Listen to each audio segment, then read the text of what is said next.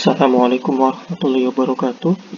Saya Rifki Hadidayat, NIM 17040304. Saya dari Teknik Industri Universitas Sumatera Utara.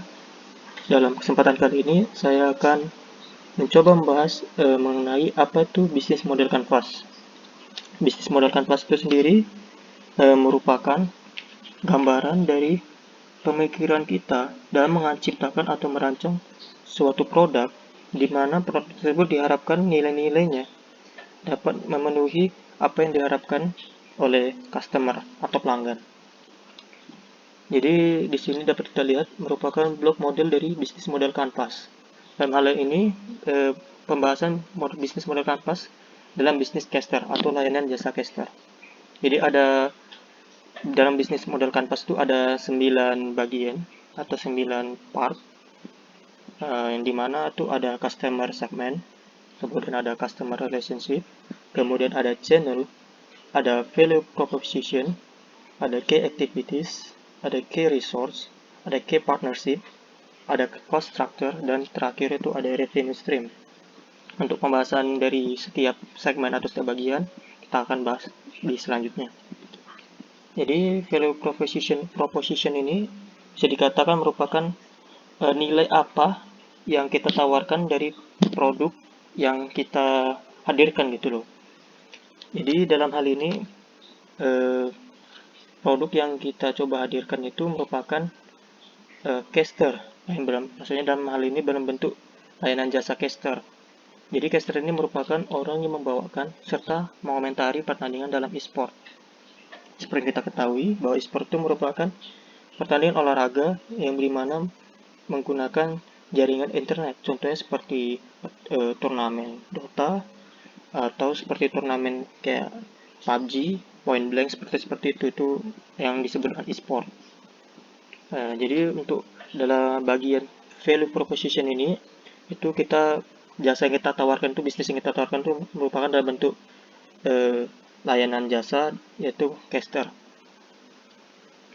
Kemudian di bagian customer segment ini dapat dikatakan merupakan dari manakah kita mendapatkan pemasukannya gitu, maksudnya targetnya gitu. Jadi di sini ada dua bagian, yaitu dari turnamen e-sport dan dari pihak sponsor. Jadi pendapatan dari bisnis layanan jasa caster ini ya paling utama pasti turnamen e-sport. Jadi kan nggak mungkin kita menjadi caster atau membawakan acara caster kalau tidak ada turnamen e-sportnya. Kemudian juga ini pihak sponsor.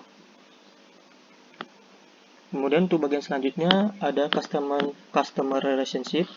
Jadi customer relationship itu adalah bagaimana cara kita membangun hubungan baik dengan pelanggan. Jadi yang pertama itu kita dapat melakukan, kalau kita ingin membangun bisnis caster ini, masuk layanan jasa caster ini, kita yang pertama itu harus sering mengikuti dan membawakan acara pada event-event e-sport gitu.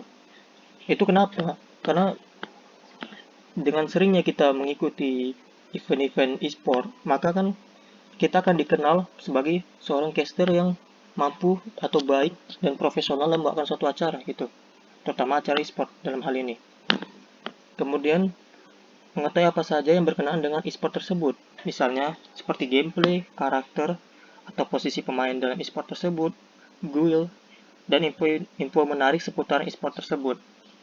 Jadi maksudnya, jadi selain kita membangun acara, caster itu juga harus kayak mencairkan suasana dan paham betul tentang keadaan dalam e-sport tersebut gitu. Seperti gameplay, kayak mana permainan. Kita ambil contoh misalnya seperti Dota misalnya, kayak mana gameplaynya Dota. Kemudian juga karakter atau posisi pemain ini bermain di mana, pemain ini bermain di mana gitu. Guild ini maksudnya kayak mana karakter timnya, susunan komposisi tim e-sport, suatu tim e-sport gitu. Kemudian info-info menarik, misalnya dalam dunia Dota bahwa hero ini dapat melakukan seperti ini gitu. Itu seperti itulah. Jadi seorang caster harus mengetahui apa saja yang berkenaan dengan sport yang dia caster atau yang dia bawakan. Kemudian ada channels. Channels itu merupakan sarana untuk menyampaikan nilai atau manfaat dari produk yang kita tawarkan kepada customer gitu. Jadi manfaat dari layanan jasa caster ini sebagai media yang membantu penonton atau audiens atau pemirsa untuk dapat menikmati dan memahami pertandingan e-sport tersebut. Dengan hadirnya caster ini kan dia membawakan acara, dia akan mengomentari pertandingan, jadi sehingga kita mengetahui gitu apa yang terjadi pada pertandingan tersebut.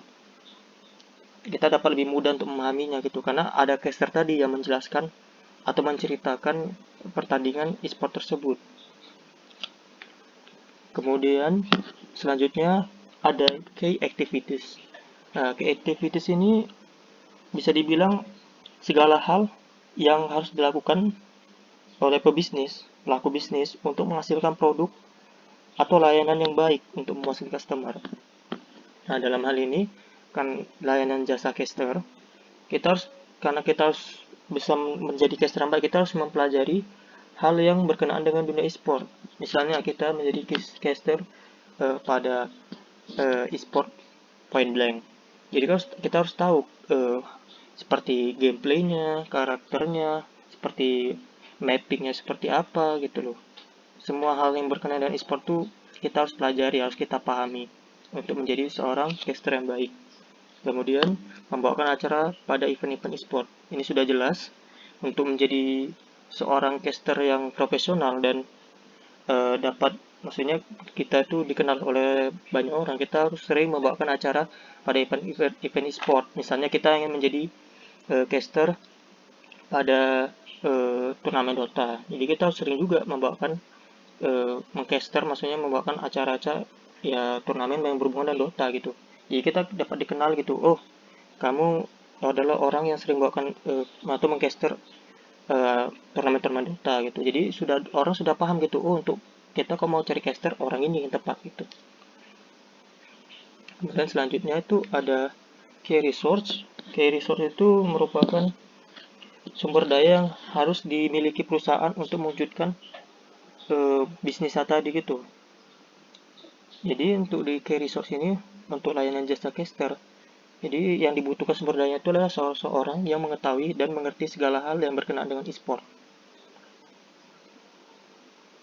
Kemudian pada bagian key partnership ini adalah pihak-pihak yang menjadi penentu jalannya bisnis ini gitu. Jadi kita membahas tentang menjadi seorang caster, maka pihak-pihaknya itu yang jelas ada pihak penyelenggara event e-sport gitu. Karena sudah jelas kita tidak akan bisa menjadi caster atau mengcasteri suatu pertandingan kalau kita tidak bisa, ibaratnya ada hubungan yang baik dengan pihak penyelenggaranya gitu, atau ada persetujuan dari pihak penyelenggaranya.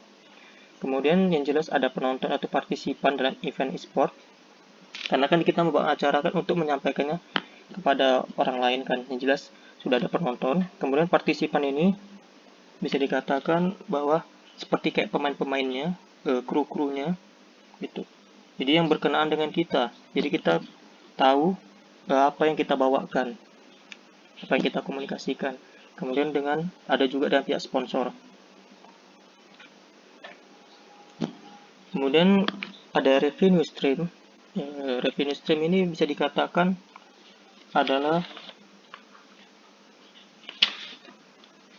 langkah-langkah dalam mengajukan bisnis seperti memanfaatkan iklan, langganan, penjualan retail, dan lisensi. Jadi untuk layanan jasa caster ini yang saya identifikasikan adalah iklan atau promosi jasa layanan caster. Ini kan tidak mungkin orang akan tahu bahwa kita ini merupakan seorang caster atau bisa menyediakan jasa layanan caster kalau kita tidak mempromosikan bisnis kita, itu sudah jelas. Kemudian bimbingan bagaimana menjadi seorang caster yang baik dan profesional. Ini maksudnya kita membuat suatu bimbingan, misalnya katakan seperti seminar atau workshop, di mana di seminar itu kita membimbing bagaimana menciptakan seorang caster yang baik dan profesional. Kemudian lisensi untuk menjadi caster. Ya, walaupun saat ini belum ada lisensi atau sertifikasi untuk menjadi seorang caster, tapi saya pikir ini penting dimana ini bisa jadi kayak tolak ukur atau acuan bahwa oh ini merupakan standarisasi untuk seorang caster gitu, standar caster yang profesional gitu. Kemudian juga pihak yang sponsori caster tersebut. Kemudian ya terakhir itu ada cost structure. Ini bisa dikatakan ada biaya-biaya apa saja yang harus kita keluarkan untuk memproduksi atau memasarkan produk atau layanan yang kita buat gitu. Jadi untuk layanan jasa caster ini itu ada biaya layanan iklan atau promosi dalam memasarkan jasa caster. Kemudian ada seminar atau pendidikan sejenisnya untuk bagaimana menghasilkan seorang caster yang profesional. Jadi demikianlah video mengenai bisnis modal kanvas yang saya bawakan. Dalam hal ini saya membahas dalam bisnis layanan jasa caster. Jadi semoga video ini bermanfaat. Jangan lupa tinggalkan like jika kalian menyukai video ini. Kemudian tinggalkan komen jika ada yang ingin ditanyakan. Subscribe dan share video ini jika bermanfaat. Akhir kata, terima kasih.